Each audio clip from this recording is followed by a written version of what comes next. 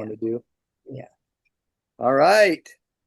Well, good morning, good afternoon, depending upon where you are, everyone.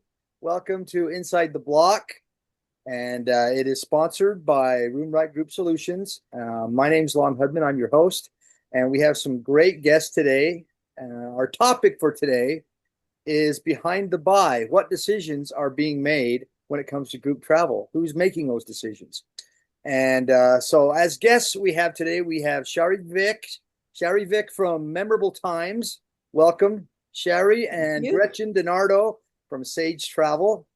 And we also have Tawny Goralnick, who is the account and partnership manager with RoomRite. So welcome. I'm excited to have you all here and to kind of talk a little bit about what goes into the decision making when people are booking group travel or they're looking for luxury travel. And I know both of you are kind of involved in that particular niche. So what I'd like to do to begin is I'd like to have each of you tell me a little bit about your company, your business, and what your focus is, and or your area of expertise. So let's start with you, Gretchen. Tell us a little bit about Sage Travel. Hi, I do a lot of Europe and a lot of bespoke, FIT itineraries, and I'm getting into more groups now. So what I've found in doing that is that, obviously it becomes location and then price point and then just the ease of it and how it is to get that block created, how easy it is to book into it and communicate all of that back to the client. All right. Great. Thank you. All right. Shari, tell us a little bit about MemorableTimes. Okay, well, MemorableTimes started as wedding coordinator. I have my master's in project management, so I started as a wedding coordinator. And then I started to hate brides, so I went into regular file planning. So now what I do is small groups. I do a lot of meetings. I do solo and mature travel, predominantly in Australia, Asia, and Europe. Majority of my clients are, I say small group because they're families and events traveling. I do quite a bit of, I have a few contracts with educational services where the groups are traveling to various locations for educational opportunities or lectures, things like that. All right. Well, I'd like to begin. First question being, what you see as the recent trends or maybe changes that you see occurring in the travel industry in regards to how people are making decisions as to where they travel and whether they renew with a particular resort or company, or whether they're looking. I think Gretchen, you mentioned that it's price points and location. So are those the two main things that you see when it comes to making a decision? Well, when it comes to the groups, I would say yes, because when I was booking more groups, but then it was for sports travel, but a lot of those things have turned like pay to play type things. So they have to stick with like the sport company that they're competing with. But it would be, whatever is closest to the venue of the competition or something, with a great price point, and then preferably walkable or something, because they're going to be going back and forth to the room all the time. And then the other time I'm doing groups is when it's like pre-cruise or post-cruise or something like that. And they want something that's near the port, has a free shuttle that goes from the airport to the hotel, and then they can get them to the port. So that's what I mean when I'm talking about location. It's just kind of what their need is for why they're booking the group. I think it's probably a lot different from what Shari's doing. Because it sounds like she's sending more groups to destinations, where when I'm booking the hotels for groups right now, it's been more because there's an event going on at that space in terms of a competition, or because it's before a cruise. Does that make sense? Yeah, sure. So Shari, do you see the same thing?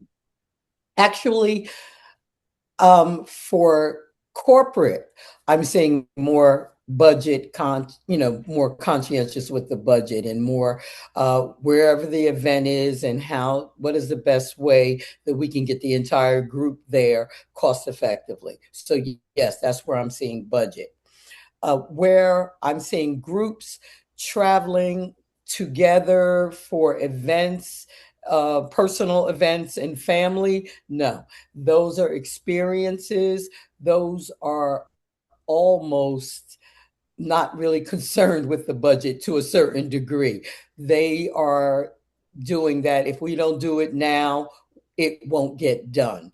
And we need to do those bucket lists. We need to do those personal experiences and get everybody together, because we probably will keep putting it off and never get it done. So that's what I'm seeing now for groups, the two different groups. No, that makes sense. And so when you're dealing with these groups that are looking more for the experience, what do you find that they value most when they're looking for? I'm sure they're still looking for a greater value, okay, along with that experience. So what types of things do they value?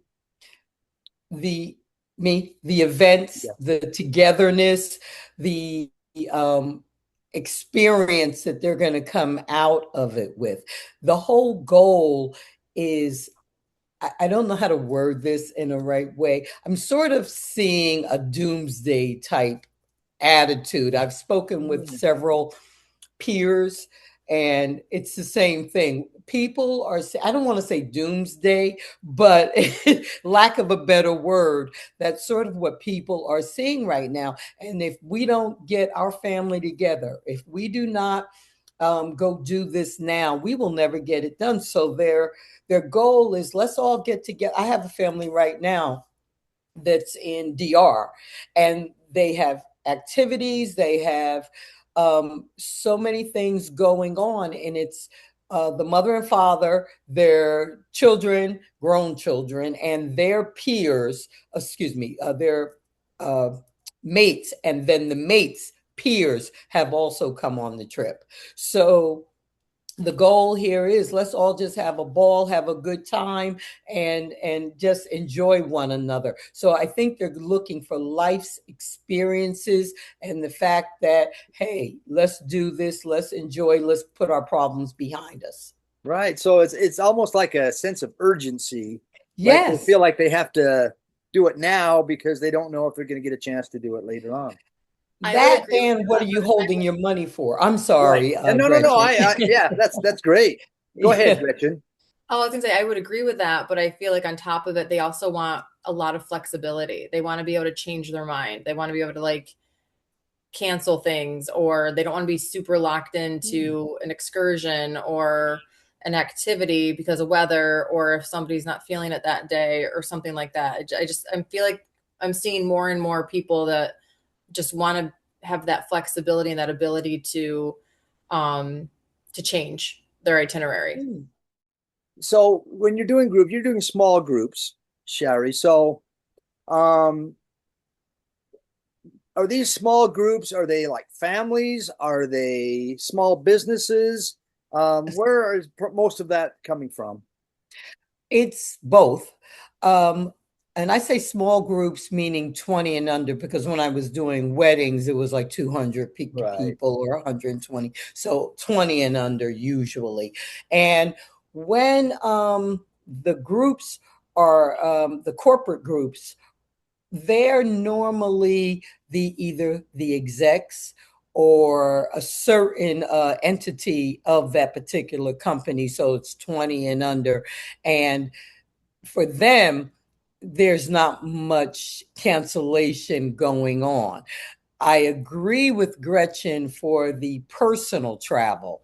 And of course, the booking we do, we're selecting activities, but I really don't see that problem for the rooms. Usually, they want the ability to come in late. Those are the individuals, but the groups want to be able to pick it out. At most, they want to be able to add one or two, go down one or two, without penalty. So that's where the versatility for the hotels come. A lot of the versatility for activities is, making sure that they can cancel within 24 hours. Most of the big tour companies allow that, give a 24-hour leadway to cancel an activity. Okay. And Gretchen, are you working primarily with like families, or are you working with a lot of corporate small groups like executive retreats? No, definitely more families, girl trips, friend groups, stuff like that. Okay. And I can see for in that kind of a group, they definitely want some flexibility, because Oh, they for want to, sure. when Yeah, they get there, they want to, maybe it'll change the itinerary up a little bit. exactly. So who do you find is the ultimate decision maker when it comes to whether they like have repeat business at the same venue or same location or mix it up? Within the family, you mean, or Yeah. With the groups that you're working with, small groups, do they tend to like kind of want to experience a different place every single year, or are you finding that they want to return and enjoy the same kind of experience that they had before because it was such a positive experience? I've seen a little bit of both. I would say definitely more people that have a destination checklist. So each trip is different and they're going to that new destination. Um, if, especially with going to Europe, if maybe it's less expensive to fly into Paris or Rome or something before they go on to somewhere else and they love a certain city, then they'll do a stopover there in return just to go back, but maybe not make the whole trip. They won't make the whole trip that, or just be like a day or two or something, and then they go on to their next location. But I did have someone recently, a family, a 3-generation family, that they had an idea of where they wanted to go. I steered them in a different direction and they loved it so much they booked it again for the following year. All right. So, what would go into your decision to steer them in a different direction?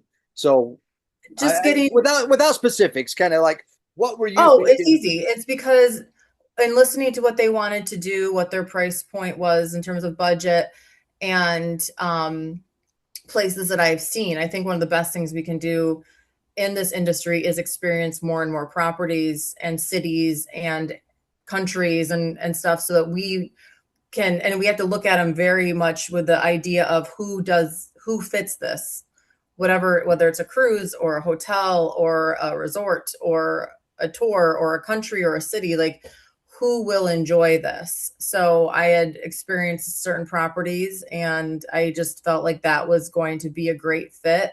It wasn't the country they were looking for, it was Caribbean, but the flight price was right, and then that I knew that the whole family would enjoy it, and they did, and they booked it again. Okay. And so now this is a question for both of you, and I don't care who answers first, but do you see the events that are taking place outside the United States, in the world? How is that affecting the decisions that people are making as far as where they want to travel? Not, do you want to take? Okay. Not very much. If for mine, not very much at all. And I Not at think if all. anything, it's increasing the urgency to go where they have determined is safe for the moment. You know, I think a lot of my clients are just flying around it, or I even had someone ask recently for Dubai, which I tried to steer them in a different direction. So I don't know how that's going, because I'm not feeling warm and fuzzy yet with Dubai. But just the flight to Dubai is Right, what I right. really want to say. The flight to Dubai, not Dubai. But for me, the majority of people I'm seeing are going more into where they're comfortable, what's on that checklist for them. And like I said, let's go there, let's see it, let's get it done, because we may not have 5 years down the road to go again or everything. And when they get there, by the way, they want to do everything. The families, events, a lot of my corporate people are taking, especially the execs, are taking them to locations that are not just, a Manhattan office or a Manhattan hotel with a big conference room. They're taking them places where they can go and experience and get out there and do team building events. So activities. Yeah. All right. I would say for me, I haven't seen it really deter anybody from anywhere, but I've been asked about it, but it hasn't slowed down people booking places. And actually, what I've gotten the most requests for in the last 3 months, I would say, is Egypt. I have a huge interest in Egypt right now, and or in African safaris, which, I feel like there's destinations that just kind of trend, and I'm not sure what creates those trends. I mean, obviously there's some social media, there's influencers that will make a place blow up. I mean, 2 years ago at the Amalfi Coast, everybody was going there. But right now, yeah, I'm seeing a lot of interest for Japan and Egypt and African safaris. That is great, because that was going to be my next question. What locations are you seeing as being the ones that are the most popular, the most requested right now? So are you seeing the same thing, Shari, or do you have some different ones? Yes, I've actually got a group for Japan in October of next year, but almost the same exact ones. Japan, Australia, and what's the last one? Oh my goodness, Portugal, Lisbon. Oh, okay. Yeah, that's where, but none of those are really problematic, so to speak. Yeah, I wouldn't say that. So yeah, but that's where the biggest requests are coming in now. But African safaris, Egypt, just as Gretchen just said, yes, those have come up. Not a great deal of my clients have requested them, but a few of them have. So it's not deterring them what's going on. I think if anything, it's making them want more of the guided tour experience. Yes. So they have that sense of security and somebody's there to protect them and to rely on. I would agree with that. Do you see like groups book around major events, or do you see any kind of an increase in a particular area if there's a major event going on? Like, for example, it's still going on, the World Cup in the United States, Canada and Mexico. Do you see an increase in interest in those locations, or it's kind of like separate from what you're doing? Me? Yeah, no, go ahead. Not at all. No, my clients want to go as far away from. I was going to ask if it had the opposite. If it had the opposite effect. Absolutely. They're like, yeah, we're going somewhere else. Is there something going on there? Yes. Well, then let's not go there. Let's go here. So yeah, to answer your question, no. Okay. They do not want to. What about you? I've had people going to the areas where big events are happening, but they weren't going for that event. So then it's a question of finding a really well-priced hotel because everything's inflated because of the event happening. So then I'm turning I'm challenged with trying to find a hotel that is a reasonable price for somebody that isn't going to that event. They just happen to be in that area at the same time for some other reason. Right. Whether like just in Seattle because they were going out on a cruise. What tools do you use to determine? Someone says, I want to go to New Zealand. Okay. Do you have tools that you use to determine what else could be going on in that particular area on the dates that they're requesting, so that you can let them know something, like say, hey, well, you might want to know this is taking place in Auckland, New Zealand when you're there. The rates may be higher than normal because of this, or I'm just curious if you have tools that you use to do that. You can go ahead, Shari. Yeah. Okay. Tools. Technology, no, it's my relationships with the tourist boards. I Okay. would say that's the biggest thing. And of course, you can always AI it or whatever if you need to. But the biggest thing is the relationship with the tourist boards and the fact that the tourist boards and the like the luxury travel emails that I get, all of those informative ones, Travel Weekly, Fedoras, all of that, CNN Travel, all of that, I get those publications. So I skim them when I get them so that, okay, I know I got something that says something about FIFA, so I'll Right. check it later, and if somebody says, hey, I want to go, and then I check and see where, is anything going there? And that's usually how I do it, especially if it's one of my, like I said, mature clients that I know have mobility issues or something to that effect, or people, a lot of my clients are repeat. So I know they don't want to be around certain events and crowds and things like that. Oh, okay. Gretchen, Same same? thing. I would Yeah. say, I mean, AI is one of our friends when it comes to stuff like that we don't already know. And then um, the tourism companies that will send us, promotional stuff or things like that. And then just your own experience. And I had somebody going from Ireland into Paris last month, and they were getting there on I believe it was the 21st, which this year fell on the Fête de la Musique, which is like the biggest music festival in Paris for one day on the summer solstice.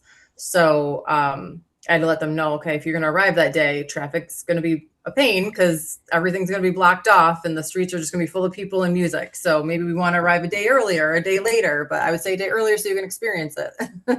Right. Stuff like that. I know that the travel industry went through some major changes during COVID. When we've come out of COVID, we've kind of rebounded. I think that we're seeing the travel industry pick up again. But have you seen any lasting changes in the travel industry because of COVID? Anything that has kind of remained and changed and never really gone back to the way it was? Go ahead with Shari. Go ahead with you. Actually, I think there's more focus and conscientiousness on, especially buffets, but dining and how they handle automation for checking in. It appears to me, although I'm usually dealing with higher end hotels, I do see that ones that had quite a bit of hands on is more. Um, automation involved so that people don't have to touch each other and talk in face to face. To a certain degree, that's not as good, but that has value as far as some of the COVID and all of the things that can be passed around, and also for the effectiveness, the speed of handling your check-in and your check-out and ordering your food, things like that. And another thing I noticed is that I really was impressed with is that when I was in China, I noticed people were they have the little robots that bring the, food up to the room, whatever, bring whatever you've ordered. And I was like, wow, in the US, we hardly do that. Everything is personal. I've noticed a few of the hotels have started and caught on to that idea of the little robots bringing items up, and not the personal interaction. So yes, that's a good thing to me. All right, interesting. I Go would ahead, Gretchen. say a lot more touchless things, just in general, whether it's going like the new EES system or online check-in, mobile check-in. But with that, there's a downside where I think the art of customer service is really going downhill.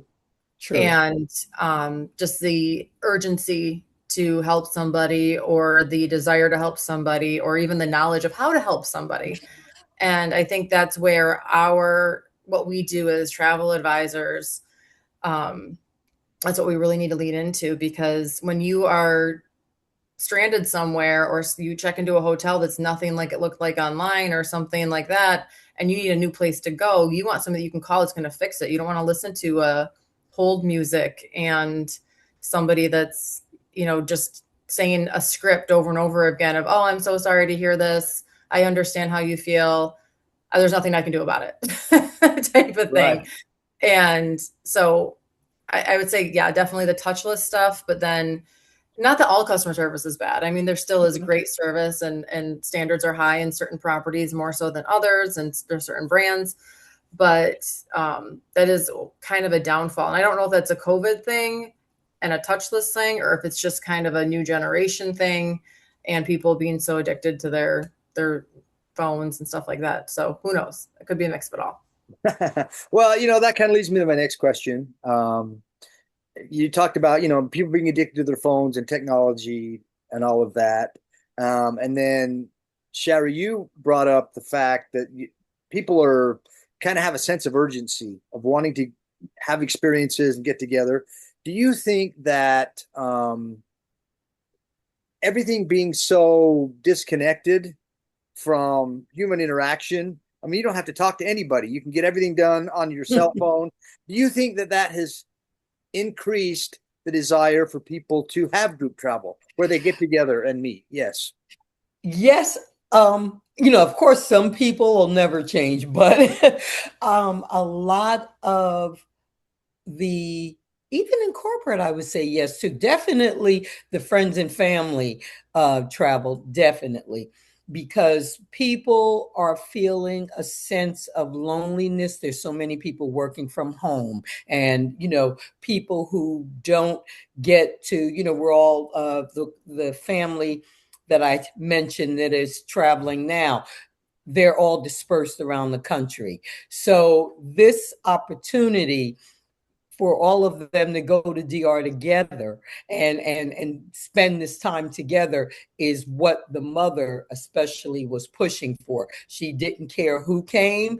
Whoever wanted to come just had to call me and book their own. Her kids, she took care of it, but she wanted everyone to come and just be together. And that's what she kept discussing. Now, one thing I'll say about corporate as well, I think that had a lot to do with my corporate clients, because the educational group that I have, they did something in February, and now I'm doing something with them for October.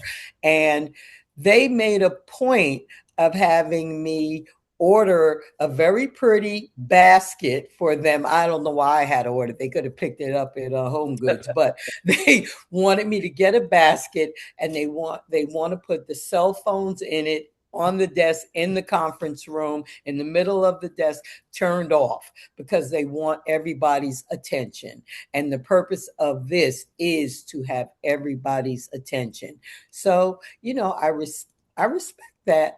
And to answer your question, it looks like that had that whole disconnect for people is taking its toll to a certain degree on people. It has its good side, but it also, as Tawny mentioned, as Gretchen mentioned a few seconds ago, it has its negative side, where people are missing that interaction, and they want to bounce things off of each other, and they want to see your expressions. So yeah, I think it does have a lot to do with it.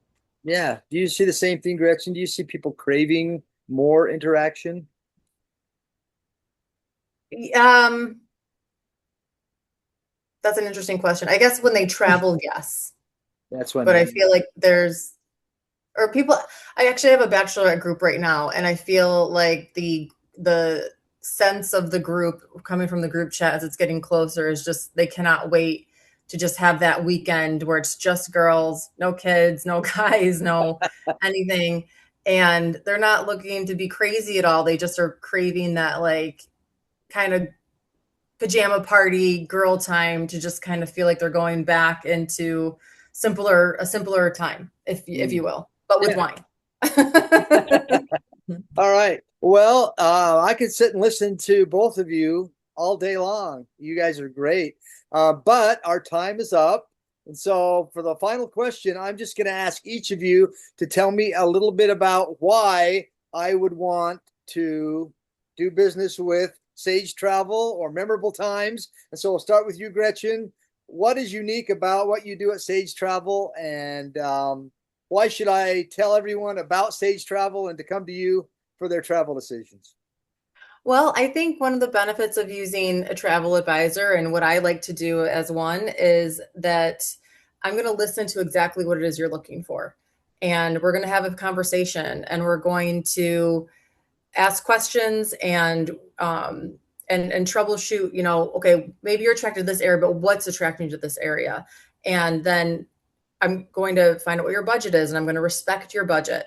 And if it's not a realistic budget, I'm going to communicate that to you.